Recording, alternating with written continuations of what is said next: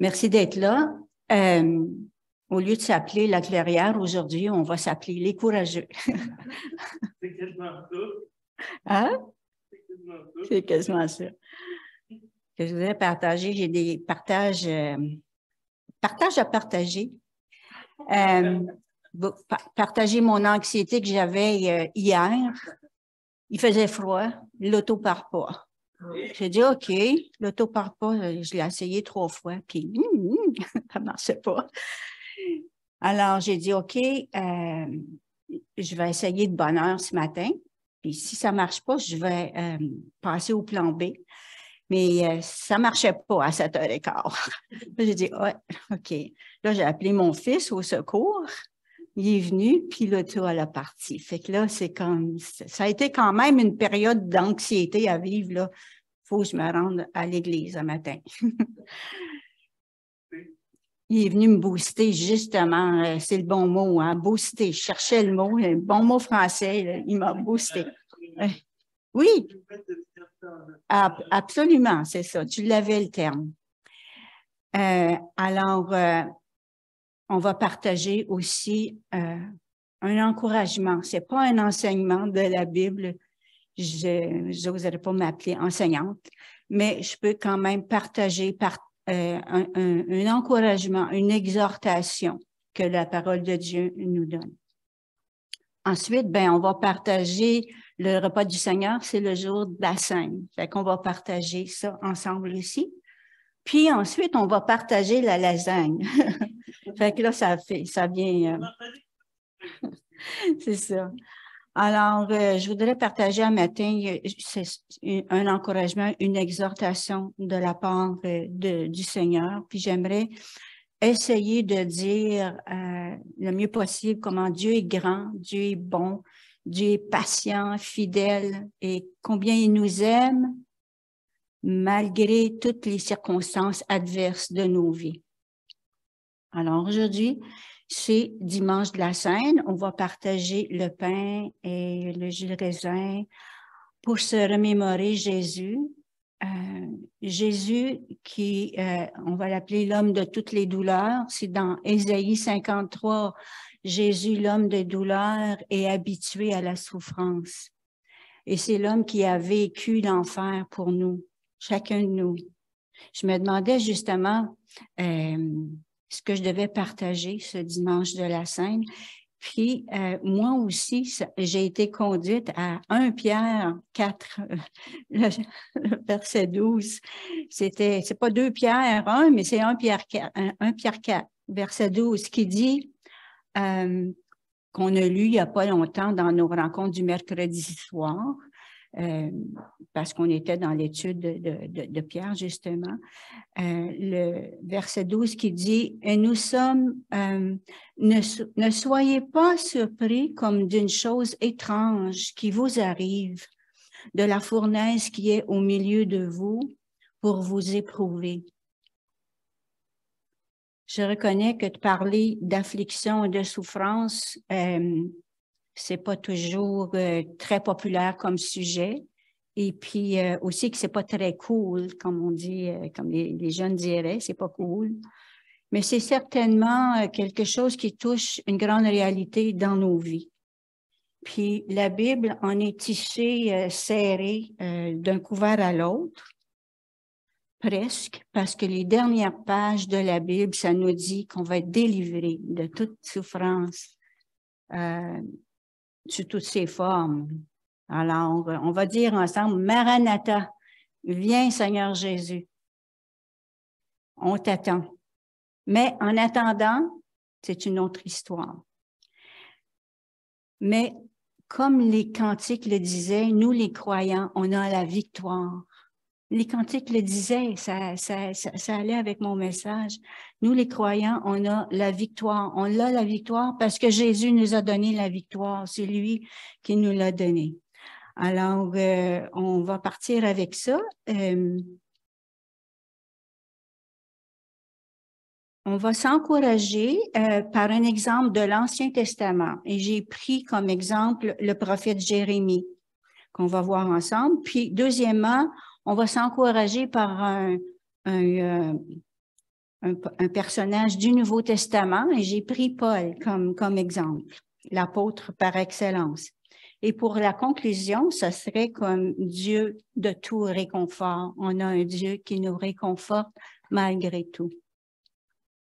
La Bible nous affirme par de nombreux passages que c'est normal que chacun de nous, on ait à vivre une affliction quelconque ou des afflictions.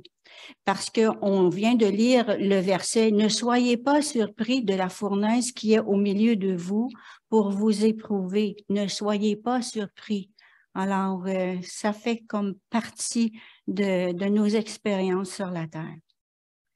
La Bible affirme aussi que c'est permis par Dieu parce qu'il est souverain. Le verset qui va soutenir ça, c'est dans Matthieu 10, verset 29-31. C'est quand Jésus dit qu'il n'y a pas un seul cheveu qui tombe de votre tête sans que Dieu le sache. Alors, c'est d'être souverain. Hein? Ben, un bon exemple, c'est Alain. Là. Dieu s'occupe de moi. Ouais. Il est souverain et il va l'être dans nos afflictions et à travers nos afflictions, à travers les expériences difficiles qu'on peut avoir. Mais Dieu nous donne une promesse de délivrance. Et puis, pour tenter d'illustrer cette affirmation de Pierre, je me suis inspirée du prophète Jérémie. Je ne sais pas, j'en parlais cette semaine avec Madame Roland. Ça a tombé comme ça. On parlait du prophète Jérémie, les lamentations. Alors, Jérémie a été appelé à être prophète quand il était tout jeune. Il avait juste 18 ans quand le Seigneur l'a appelé, lui a parlé. Et puis, c'était environ 600 ans avant que Jésus vienne. Et c'était durant le roi Josias. Le roi Josias, il avait découvert dans les décombres du temple des rouleaux de la loi de Moïse qui n'avaient pas été lus, qui n'avaient pas été vus, ça faisait longtemps. Et puis le peuple d'Israël, il s'était éloigné de la loi de Moïse. Puis quand Josias il a lu ces rouleaux-là, ben ils ont été pris de surprise ou peut-être de culpabilité aussi, mais ils se sont convertis, mais convertis juste superficiellement. C'était pas profond. Alors ils se sont pas éloignés des idoles qu'ils avaient pris des pays étrangers, des peuples étrangers autour d'eux. Alors c'est là que la mission de Jérémie commence, sa mission prophétique. Jérémie a commencé à prophétiser que Israël, il serait comme, comment je dirais, donc il perdrait la guerre, en tout cas, il serait pris en otage, on peut dire, par Babylone, les Babyloniens. Et puis, c'était son message, puis c'était un message qui n'était pas positif, puis les gens n'aimaient pas ça l'entendre. Alors, les rois qui sont venus après Josias, ils étaient pas très amis avec Jérémie. Jérémie continuait à prophétiser que le Seigneur avait décidé que s'il y avait une désobéissance dans l'idolâtrie, Israël serait pris en otage par un autre pays. Puis alors, les rois qui ont suivi Josias n'étaient pas d'accord avec ça, puis ils ne voulaient pas entendre ça. Puis Jérémie a continué à prophétiser dans ce sens. C'est le royaume complet. Oui, qu'Israël tomberait entre les mains d'un pays, puis c'était Babylone à ce moment-là. Alors, son message, il plaisait pas à tout le monde, puis surtout aux grands de son temps. Et puis, ils l'ont emprisonné. Souvent, il a été mis en prison, puis il a été descendu même dans une citerne, un puits qui avait de la vase dans le fond du puits.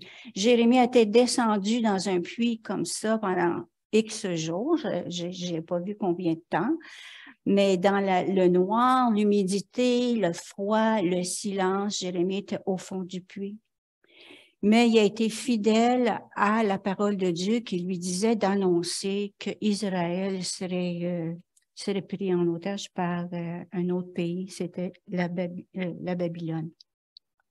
Alors que Jérémie touche au fond de l'abîme du désespoir, on assiste à un sursaut de foi en Dieu de la part de Jérémie. Puis je vais vous lire, c'est dans Lamentation 3, le verset 15 à 26. C'était sa description de sa douleur, de sa souffrance, mais on voit par la suite le sursaut de foi à s'accrocher à Dieu. Alors, j'ai dit du verset 15 à 26. Alors, ça dit, « Il m'a rassasié d'amertume, il m'a enivré d'absinthe, il a brisé mes dents avec des cailloux, il m'a couvert de cendres. Tu m'as enlevé la paix, je ne connais plus le bonheur. Et j'ai dit, ma force est perdue, je n'ai plus d'espérance en l'Éternel. Quand je pense à ma détresse et à ma misère, à l'absinthe et au poison, quand mon âme s'en souvient, elle est abattue au-dedans de moi. » Mais là, il y a eu ce revers dans le cœur de Jérémie. « Voici ce que je veux repasser en mon cœur, ce qui me donnera de l'espérance. Les bontés de l'Éternel ne sont pas épuisées, ses compassions ne sont pas à leur terme, elles se renouvellent chaque matin.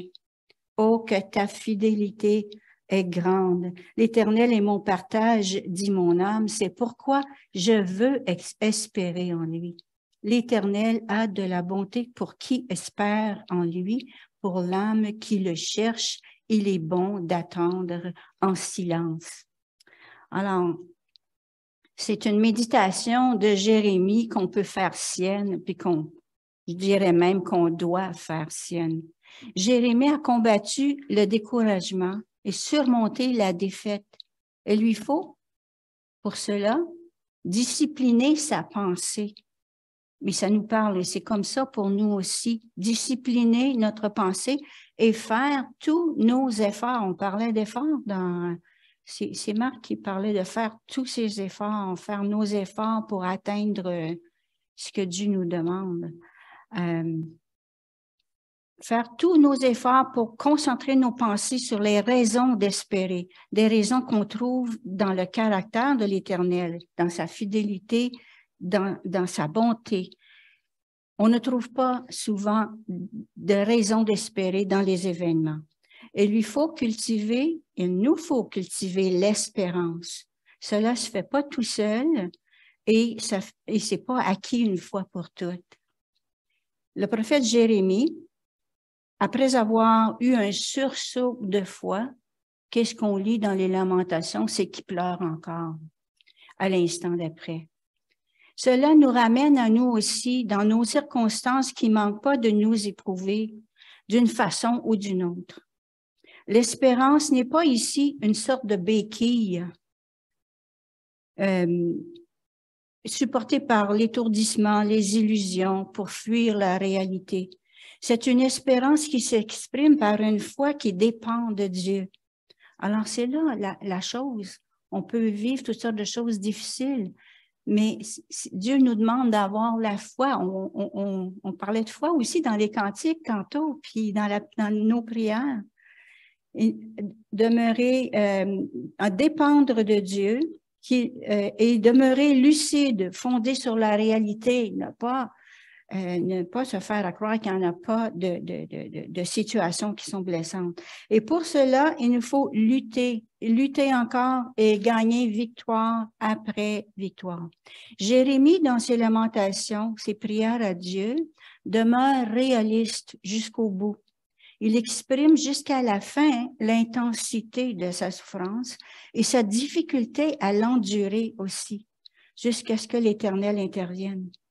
Il n'y a pas de consolation facile. La foi ne fait pas échapper à la souffrance, mais on peut vivre sa souffrance dans la foi.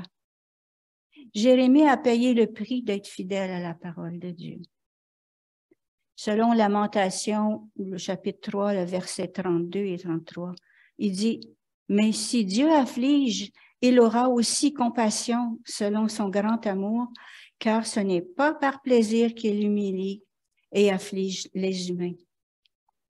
La leçon qu'on y prend, c'est que Dieu contrôle toutes nos circonstances et qu'il a un plan de délivrance et d'amour à travers toutes nos difficultés.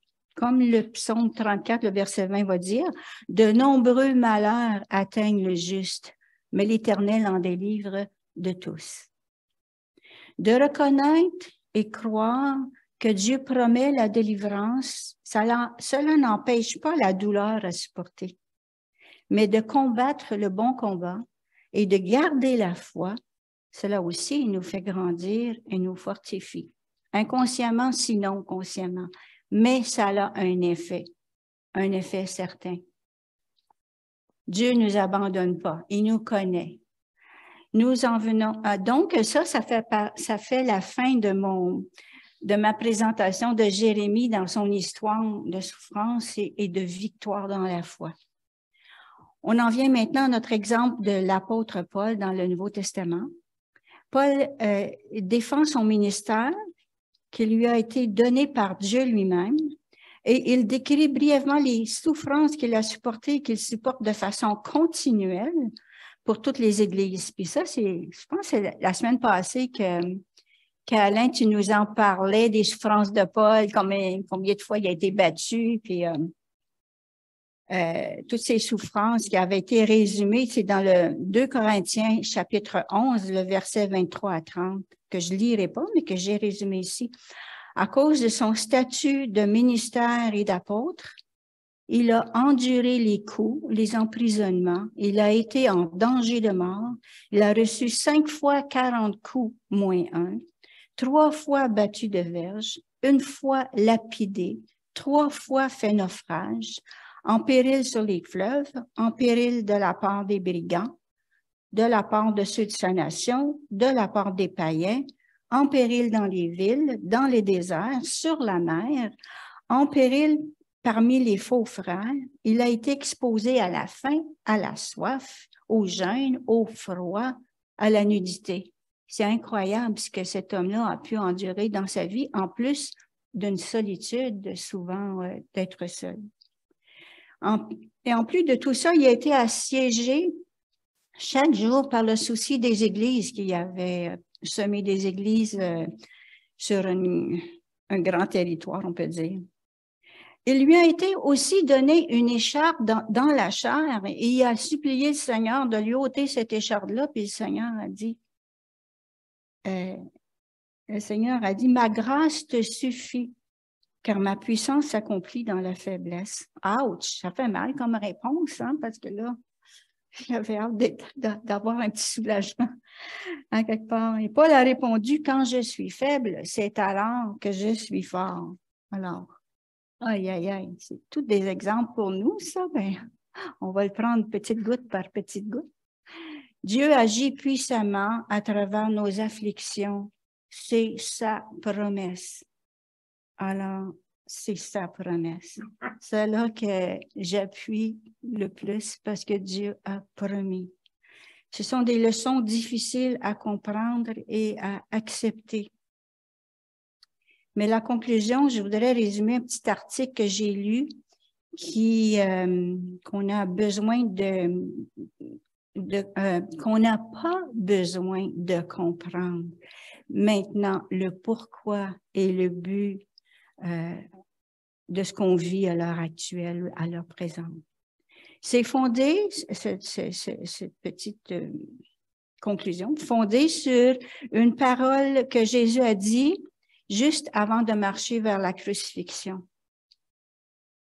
Il a dit à Pierre qui s'opposait à ce que le Seigneur lui lave les pieds, il a dit à Pierre, « Ce que je fais, tu ne le comprends pas maintenant, mais tu le comprendras plus tard. » C'est dans Jean 13, le verset 7. Bien souvent, on vit des périodes de temps ou des longues périodes de temps ou des choses qu'on se demande pourquoi, puis quand, puis comment. Et où? Pérou aussi, en plus. Puis on n'a pas toujours les réponses. Mais Dieu a promis sa délivrance. Alors, dans une seule phrase, Jésus nous révèle une profonde réalité qui est notre fréquente, sinon continuelle expérience en tant que chrétien. On ne comprend pas ce que Dieu fait et on ne comprend pas ce qu'il ne fait pas non plus parce qu'on voudrait qu'il fasse quelque chose des fois, puis ça n'arrive pas. Et le pourquoi de toutes nos afflictions. Il y a beaucoup d'exemples dans la Bible qui nous montrent des personnes qui ont vécu des choses qui n'avaient pas de réponse, puis ils ont continué à croire, à croire. C'est là c'est là les exemples qu'on doit s'accrocher après aussi. Dans l'exemple d'Abraham, quand Dieu lui a demandé d'immoler son fils, il pouvait-tu y avoir une expérience plus difficile à obéir? Il y a Moïse qui a été demandé de délivrer son peuple. C'était des millions de personnes dans un pays étranger. Marie qui a aussi eu l'annonce qu'elle était pour avoir un fils, un enfant, mais elle ne connaissait pas d'homme à ce moment-là. Fait qu'elle a dit que ta volonté se fasse. Elle a cru. Il y en a plusieurs autres qu'on voit décrits dans Hébreux 11, le chapitre 11, tous ces exemples de personnes qui ont vécu des choses sans comprendre pourquoi, mais qui ont obéi, qui ont continué. Ne pas comprendre maintenant, devoir attendre et peut-être ne jamais arriver à comprendre. C'est le lot de chaque chrétien. C'est une expérience qui nous dit qu'est-ce que ça veut dire de marcher par la foi et non par la vue.